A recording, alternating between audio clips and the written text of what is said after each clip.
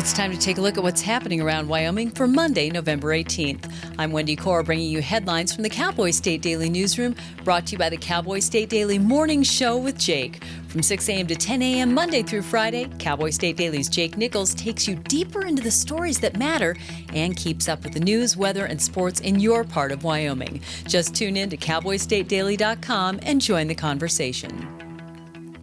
It's been 32 years since Wyoming produced less than 200 million tons of coal, a streak that's about to be broken unless a miracle occurs. That's according to one of the nation's leading energy economists. Cowboy State Daily's Greg Johnson spoke to Rod Godbee, an energy economist and University of Wyoming associate professor.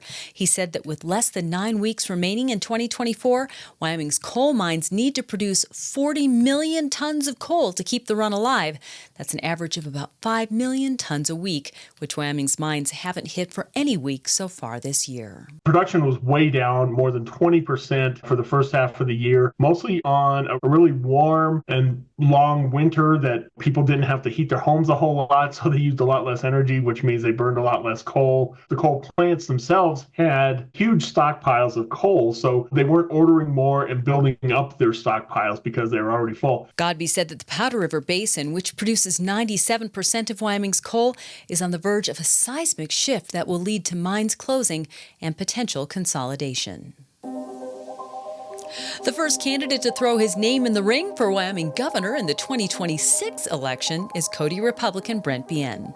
Bienn told politics reporter Leo Wolfson on Saturday at the Wyoming Republican Party Central Committee meeting in Big Piney that he's running for governor in 2026.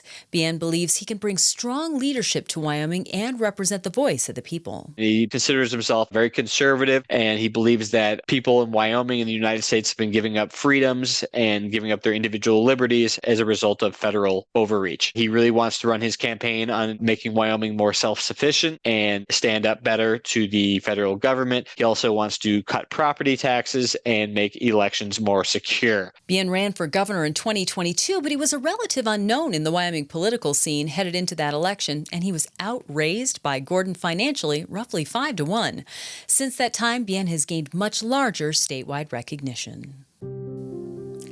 A brutal and grisly murder in Big Sky, Montana last month was initially reported as a grizzly attack.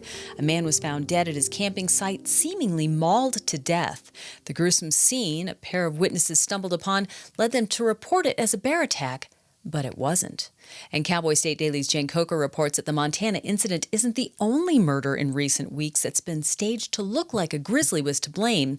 But the sources she talked to say it's actually quite hard to successfully pull something like that off. I found out that it is very hard to stage a murder scene pretending to be a grizzly bear. In fact, none of the sources I spoke to had even remotely heard of it and thought it would be impossible to pull off for the obvious reasons. A, that it's super hard to replicate claws and teeth, and B, that DNA and other forms sophisticated testing would immediately rule it out. So the fact that there were 3 different bear crimes is absolutely bizarre in general, and that they all occurred within I think it was a 3-week span in 3 different states. When it comes to staged crime scenes in general, the most common is burglaries and home invasions, but grizzly bears did not make the list. In fact, a person's chance of being attacked by a bear is approximately 1 in 2.1 million. When sisters Maggie Heron and Sadie Howard bought a Jersey cow, they wanted to give their families the benefit of raw milk. A little over a year later, their family business has become a burgeoning enterprise in northwest Wyoming. Cowboy State Daily's Andrew Rossi reports that Hippie Cow Creamery has acquired 4 more Jersey cows and a long list of subscribers who buy their raw, unpasteurized milk by the gallon every week, and the demand keeps growing. The milk that they sell and that they consume isn't pasteurized. It comes directly from the cow. It's immediately chilled, and it's kept chilled until it's sold. So it keeps a lot of the stuff that's in there, which can actually be beneficial for your gut health and a bunch of other things. But it was one family's desire to drink raw milk from one cow they decided to purchase. And 1 year later, since they started the business, they have 5 cows, over 100 subscribers of people who buy at least produce a gallon of milk on a weekly basis, and there's a growing demand. Cream cheese, sour cream, ricotta, and mozzarella could become future offerings from Hippie Cow Creamery. In the meantime, the family has more than enough demand for raw milk to keep them busy. Well, at the Torrington Livestock Market, the third Friday of November is usually the biggest sale of the year for culled cattle.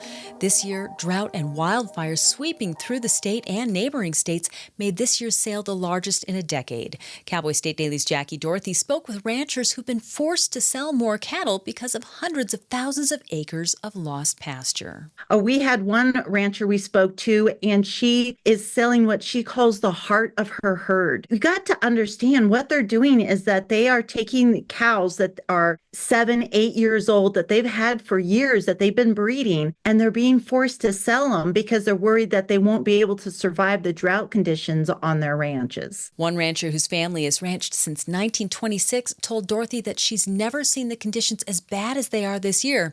But she said they're not going out of business. They're selling cattle to try to stay in business. And now let's take a look at today's weather with Cowboy State Daily meteorologist Don Day. Well, the week is going to start off a bit windy and a bit colder. This is going to be especially true later tonight and into Tuesday and Wednesday as a rather complex storm system will be developing over the northern plains. The heaviest moisture with this storm will end up going north and east and southeast of Wyoming. However, do expect some snow to develop later today, tonight, and the Tuesday across the far west and the far northern parts of the state, especially near the Montana-Idaho border areas and in Wyoming's northern and western mountains. The rest of Wyoming is going to get windy and cold. Temperatures Tuesday and Wednesday across the state will be very chilly.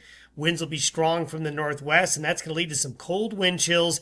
Temperatures will start to rebound a bit by Thursday and Friday. You can get Don's full forecast on the Cowboy State Daily website. I'll be back in just 15 seconds with more news. Open enrollment is here.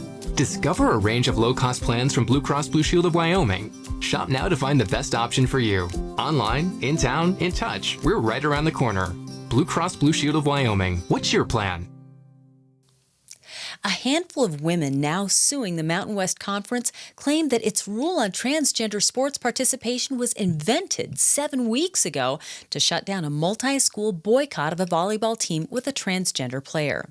But the conference told Cowboy State Daily's Claire McFarland last week that the rule was adopted 2 years ago and has not changed. However, that argument isn't the only point of a 132-page lawsuit that was filed Wednesday by 12 people who say their lives have been affected by the participation of Blair Fleming, a transgender outside hitter on San Jose State University's volleyball team. 2 women claimed that they lost scholarships to Fleming. One said that she changed in front of Fleming. One said that she watched everybody else change in front of Fleming, not realizing what the situation was. And so I think some of the more passionate statements by the plaintiffs came from the women that were around Fleming for months or years without knowing the situation. And I think that's where some of the bitterest feelings and claims are coming from. SJSU sent a statement to Cowboy State Daily Thursday saying the school has not been officially served with the lawsuit and they won't comment at this time.